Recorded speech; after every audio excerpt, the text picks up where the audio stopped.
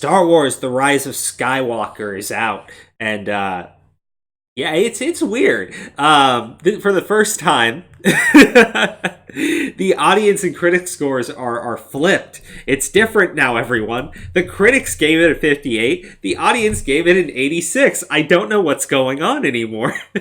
Okay, and like, so this is, unfortunately, we've had to talk about this twice. God, why won't this die? Oh Um, gosh. Yeah, so but we're not doing a bunch of Star Wars content on the channel. I have not talked at all about The Mandalorian because I haven't even watched it.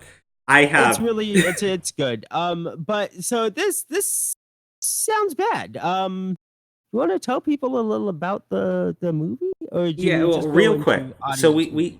we have not been reviewing Star Wars stuff on the channel. We've been avoiding talking about this movie as much as we can. But you know, everything's been leaked. You know, we know all the endings. They're the scores here are just a little surprising. Dean, you were saying earlier you thought the 86% was made up or something, or they were like rigging the score systems. I have no clue. I doubt it's that. I think it's just the Last Jedi was so damn awful that this one only needs to be like slightly better. Mm-hmm. Yeah, no, it's yeah, but I mean, an 85, from what I've heard, sounds very generous. It sounds more than generous. Yeah, so here's the thing, right? Um, the Last Jedi was terrible. Ryan Johnson hates Star Wars. He really seems to despise the fandom too, and he just took a knife to everything, right? And I want to hear about how talented he is when he's doing his own independent films, because that's not what he was doing here. But J.J. Abrams, for all of his faults, and he's got a ton, right?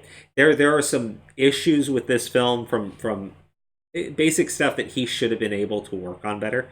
But he doesn't disrespect Star Wars. He seems to be an actual fan. And obviously, this film, as I've been told, is just shoved full of fan servicey, really big special effects moments, things that you would kind of expect to be in the conclusion of a trilogy. But what I've also heard is that because it's so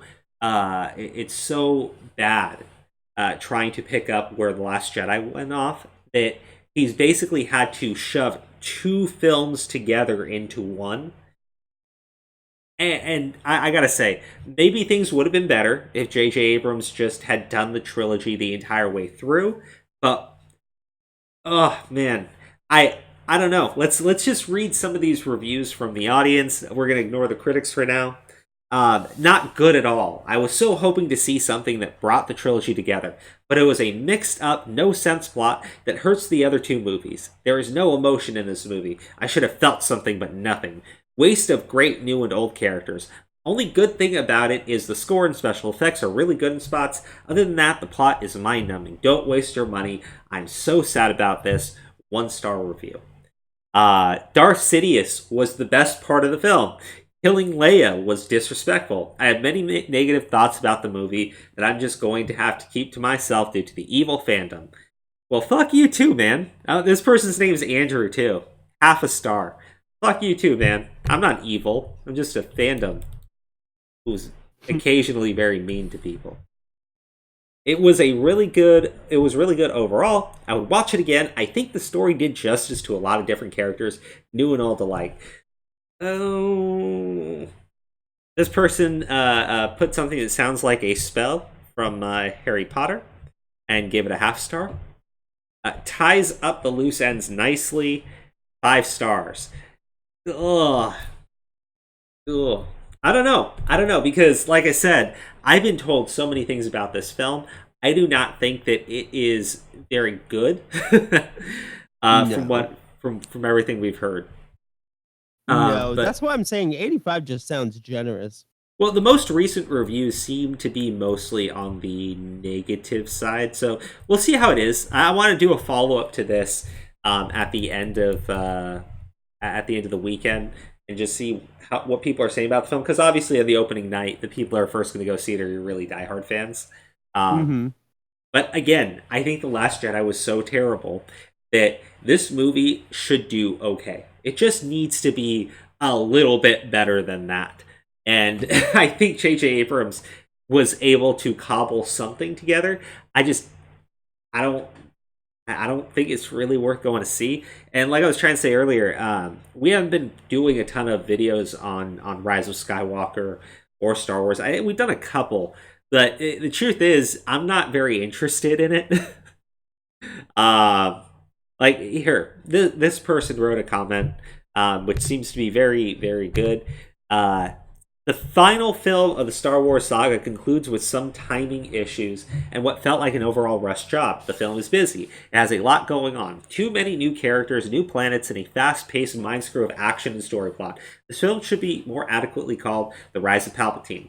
Where was Anakin Skywalker or Luke, even the Knights of Who? Just poor pacing and a rush job to get done. At the same time, try to fix the mess of Rian Johnson's crap story, The Last Jedi. It's hard, JJ, I get it. I'm 48 years old, and this story arc has been part of my life since I was 5 years old. Disney could and should have done a better job for fans. Don't get me wrong, there are positives. I like great lightsaber duels and space battles that are awesome effect shots. But the final film's pace and story plot are choppy at best. I left the theater feeling like my head had just been dragged through the spice mines of Kessel and then crushed in a garbage compactor. Great concern I have with the future of the franchise from a galaxy far, far away. They put Russell Rockstar Magazine, but their name's also Russell, so that sounded more like a criticky kind of response, but at the same time, I think they're kind of right with everything that I've heard so far. When they call it The Rise of Palpatine, there is not really a focus in this story on Anakin, who, the one who starts it all. There's no focus on Luke. I guess you could say that there's a somewhat of focus on Kylo Ren, but the Knights of Ren are just completely gone. And I wouldn't really say that Kylo is a representative of the Skywalker name. No, definitely not. So when they call it The Rise of Palpatine, we're going to go to a couple of spoilers here. Rey is Palpatine's illegitimate daughter, because the one thing that I needed to know that was that Palpatine was screwing a bunch of ladies in the desert and making babies. But yeah, he Palpatine won. Palpatine won. His offspring may be the one to kill him. But as a Sith, would that not make Daddy proud? And did she not also see to the end of every other Skywalker? yeah, no. So I got just one thing here, and we'll go ahead and wrap this video up. So apparently, Palp. I'm reading this from a tweet. Palp drains both Rey and Kylo. Both fall unconscious. Kylo gets up first. Palp throws him into a hole. Rey gets up. One hands Palp's lightning, then dual wields and reflects his lightning. Then he dies, then she dies, then Kylo climbs back up, then he reverse force drains his life into her. She lives, they kiss, he dies. Roll the fucking credits. Well, it's a good thing to know that Kylo has magical healing abilities. I forgot. Rey then turns into Kristen Stewart, and it's Jeez. Twilight. It's fucking Twilight. It sounds like Twilight. Oh, dude. So yes, so they kill the entire Skywalker name.